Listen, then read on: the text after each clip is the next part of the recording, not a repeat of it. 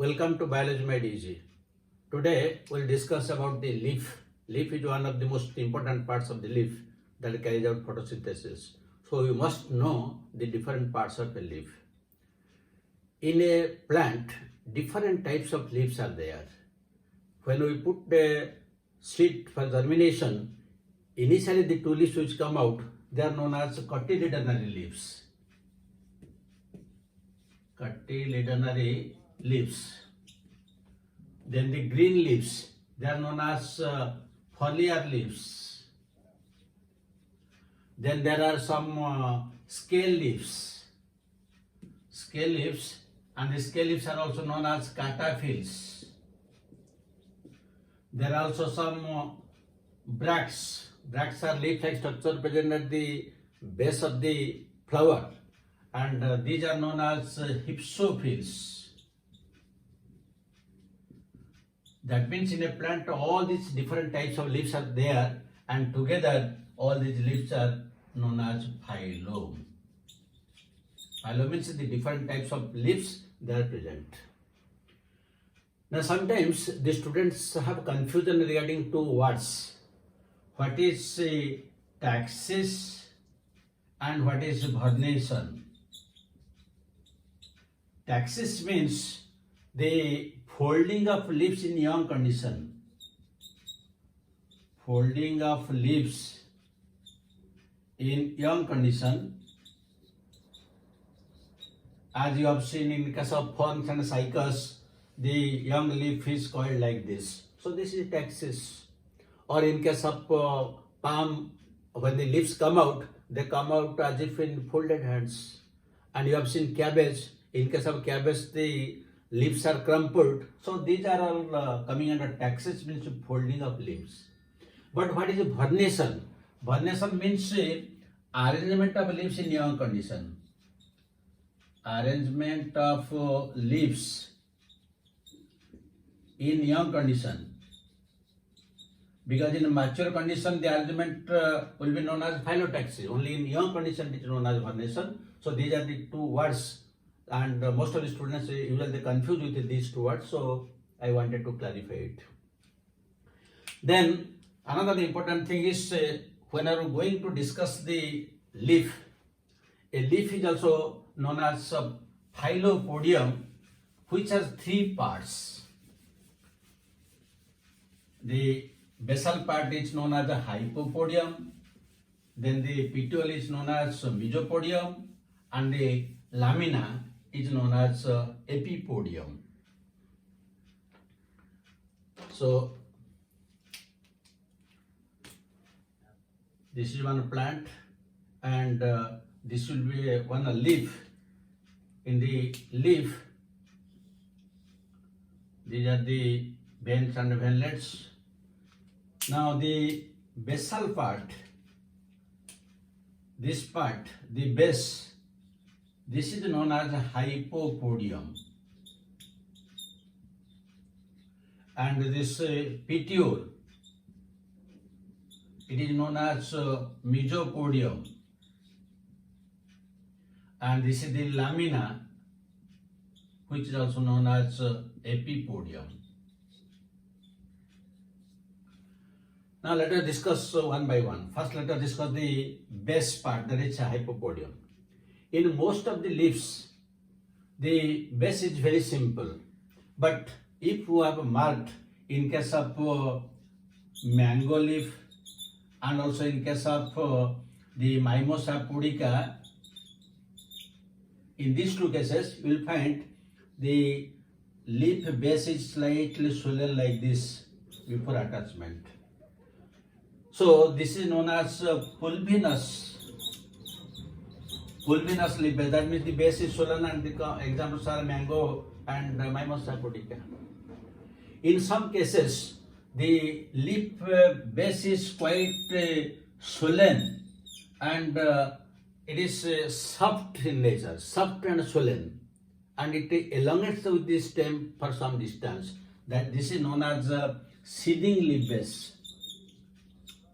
Seeding leaf base, and this is usually common in case of grasses and prominently you can see it in case of a banana.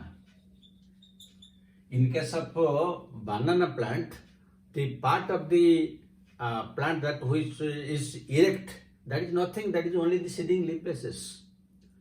If you will remove one by one, you will find nothing is inside, unless there is flowering or inflorescence, because the stem is underground. So the entire stem, which appears to be stem, that is actually not stem, that is only seeding leaf bases. So this is pulvinus, this is seeding leaf bases. In some cases, like that of the polygonum, the base completely surrounds the stem. So that is known as amplexical. Number 1 pulvinus, number 2 seeding leaf bases, and number 3 is amplexical.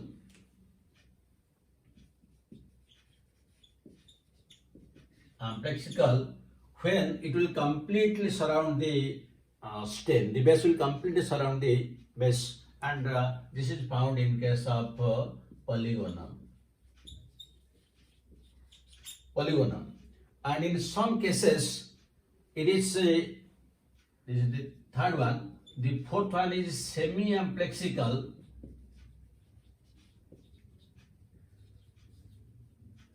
where it is not completely doesn't surround. It surrounds only 50%. So that is semi-amplexical, and it is commonly found in case of calotropis. So these are the different aspects of the base of the leaf, that is hypopodium. Then another feature is, at the base of the leaf there is another structure which is known as stipule.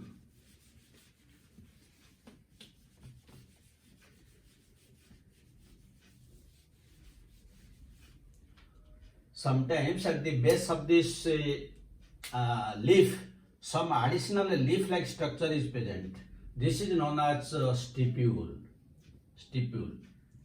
If the stipule is present, then the leaf is said to be stipulate, and if it is not present, exstipulate. Then we say the leaves may be stipulate if it is present, and it is exstipulate if it is absent. So these stipules are again of different types. For example, if we take one is prelateral. The prelateral is usually found in case of hibiscus, or we can call it as China rose. Here, what happens? Suppose this is the stem, and this is the leaf. Now here two such structures are present. They are present laterally, and they are free from each other. So this is known as prelateral. The second one is adnate, and this is found in case of rose. Adnate is found in case of rose. So in this case, usually this is the stem, and this is the leaf. Now here it is like this. If marked in case of rose, then the stipule it moves some distance up to the petiole. This is known as adnate. The third type is arcuate, and this is usually found in case of the arcuate type is found in case of ixora. So in the case of arcuate, the stipule it completely surrounds the stem, just like a foliaceous structure. That means this is the leaf, and here it forms a structure like this. This is known as arcuate type. Then in some cases it may be also this interpetiolar,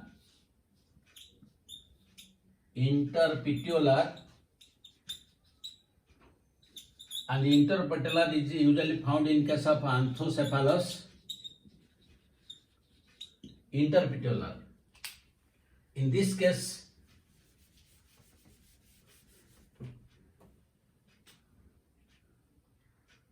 This is the stem, this is one node. Now in this side one leaf is there, this side is one leaf is there. Then usually the stipules are interpetiolar, means present between two petioles.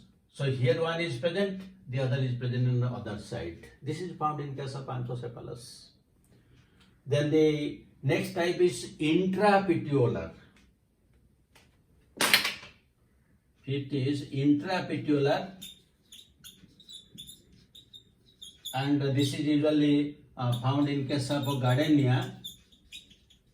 In case of intrapetiolar, this is the stem, this is the node, this is one leaf, this is another leaf. Here usually they are present in the axils like this. These are the intrapetiolar, while this is the interpetiolar. So these are the different types of stipules found in different types of plants. Sometimes this stipule may be modified. It may be modified to spines, modified to tendril, or it may be completely foliaceous, as in case of Pygium sativum or garden pea, or different types of modifications are there. And it is modified to bud scale in case of the ficus and Artocarpus. There are different modifications. So the stipule modifications, the different stipule modifications are, it may be foliaceous. Foliaceous in case of Pygium sativum. It may be spinous, which is very common in case of Ziziphus. Ziziphus. At the base of the leaf of the Ziziphus, we will find some spine-like structure is there, that is Ziziphus. It is also found in case of Acacia. Then it may be tendrilar. Tendrilar, it is found in case of Smilax, and it may be bud scale. Bud scale. This bud scale is usually found in case of ficus and Artocarpus. Artocarpus is usually jackfruit. So here the tendrils usually it protects the young buds. So these are the different types of modifications. So this is all about the hypopodium or base. Now let us discuss about the petiole. The petiole is usually slender-like structure, but if in this petiole, if there is any other leaf-like structure, suppose here there is some additional leaf-like structure is there, then this is known as a ligule. This structure is known as a ligule. That means leaf-like structure present in the petiole is a ligule, and this ligule is usually found in case of grasses. This is common in case of grasses. And this stalk of the leaf is usually known as petiole, or it is known as also mesopodium. Now, usually this petiole is very simple, slender, but sometimes also it has different types of structures.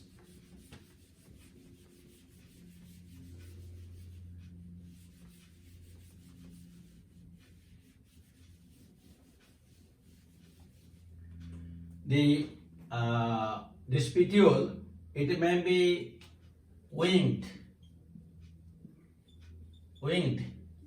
as commonly found in case of citrus. In case of citrus, usually this is the citrus leaf, but here two wings are found. This is very common in case of lemon and orange plants. This is known as winged. Then there is a second example when it is known as phylode. Phylode. This is usually common in case of Australian acacia,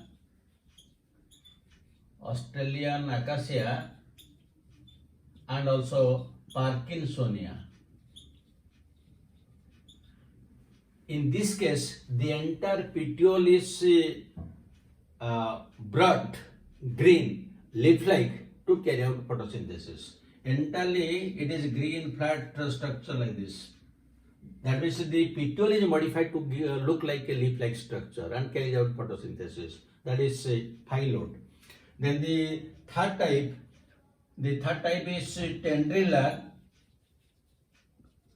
where the petiole is modified to a tendril-like structure. This is commonly found in case of Nepenthes, the pitcher plant. And the fourth type is the petiole may be bulbous, as found in case of Iconia or the water hyacinth. Here, the entire petiole gives rise to a bulbous structure like this in case of the Iconia or water hyacinth. So these are the different types of petioles, and if any leaf-like structure is present in the petiole, that is known as ligule, very common in case of grasses. So this is about the base and the stipule. Now let us discuss the next one is the different types of leaves, that means the classification of leaves. So leaves are mainly of two types, maybe simple or compound leaf. And what is the basic difference between a simple leaf and compound leaf? Now usually this is the midrib of the leaf, and this is the lamina. So this is known as simple leaf because the lamina is not divided into any parts. Now take a second case. In a second case, the lamina is folded, but it doesn't touch the midrib. So this is also simple leaf. But you see the third case. In third case, the lamina is divided into several parts, and each part it touches the midrib. Now this is compound leaf. This is compound leaf. So this is the basic difference between the simple leaf and compound leaf. If the lamina is simple, and even if it is divided, but the division do not touch the midrib, then these are known as simple leaves. And if the lamina is divided so that each division touches the midrib, then it is known as the compound leaf. That means leaves are mainly of two types, simple and compound. Now, in case of the compound leaves, again there may be two types. The compound leaves may be pinnate type or palmate type.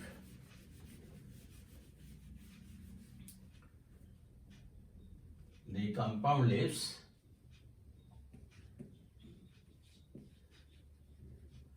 they may be pinnate or palmate type. Pinnate type when they come out from one axis, pinnate type, and when all the leaves come out from a single point, that is known as a palmate leaf.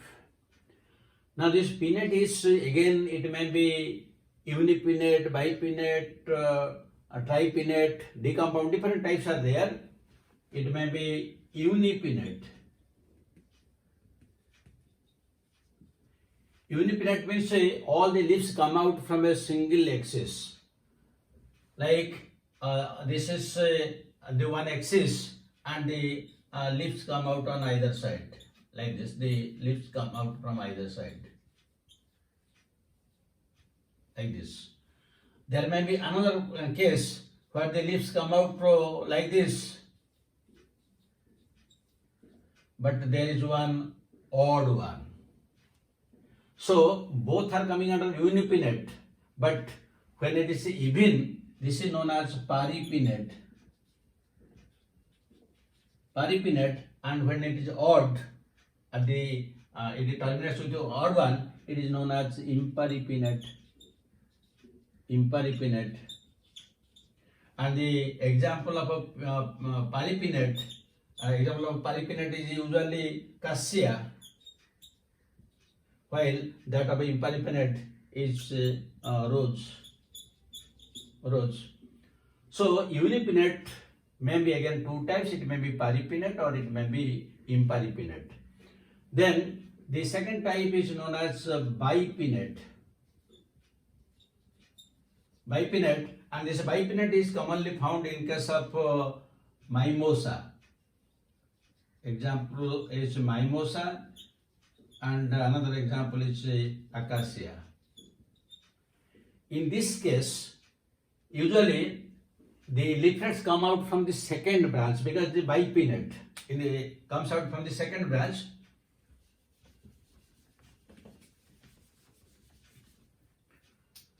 Now this is the first branch, this is the second branch.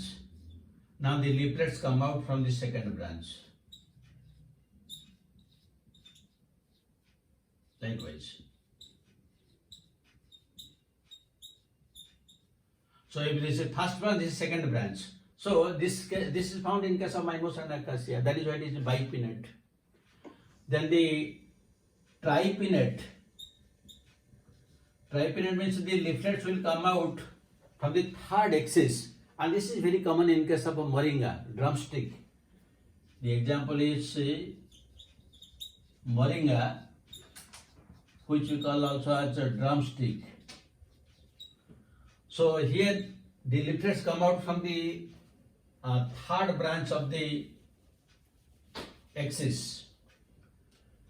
You see, this is the first branch, this is the second branch, then this is the third branch, and the leaflets come out from the third branch as found in case of moringa. From the third branch the leaves come out. So this is the difference.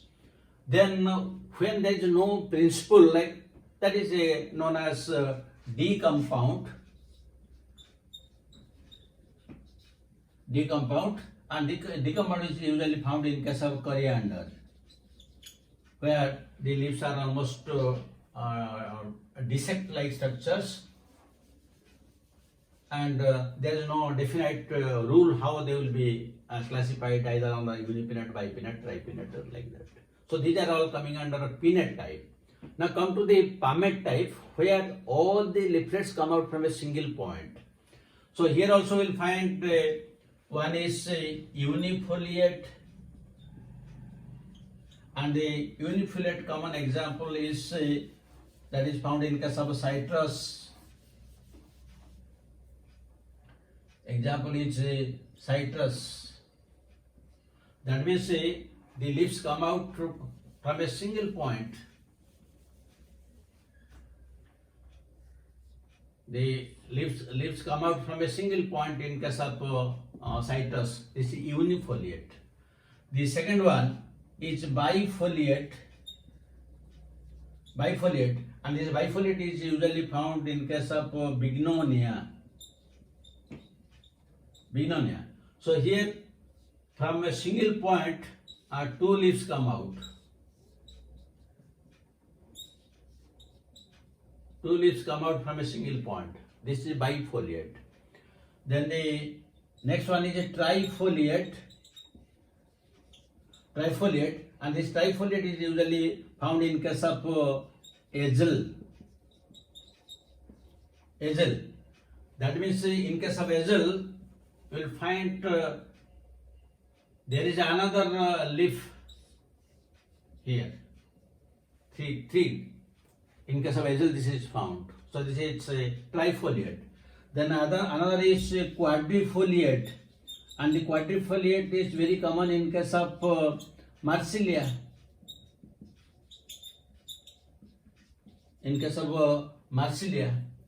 So in case of Marsilia, there are 4 leaflets. They come out from a single point, as seen in case of Marsilia. They are quadrifoliate. And the fifth one is a multifoliate. That is commonly found in case of bombax, where from a single point more leaves come out from a single point. So these are the different types of leaves. Usually they are divided into simple leaves and compound leaves. The compound leaves may be pinnate or palmate. The pinnate may be again unipinnate, bipinnate, tripinnate, or decompound. And the pavement may be unifoliate, bifoliate, trifoliate, quadrifoliate, or multifoliate. So in this video, we'll discuss up to this. The remaining part of these leaves, like that of the phyllotaxy, vernation, and their modifications, we'll discuss in the next video. So thank you very much for watching it. God bless you. Have a good day.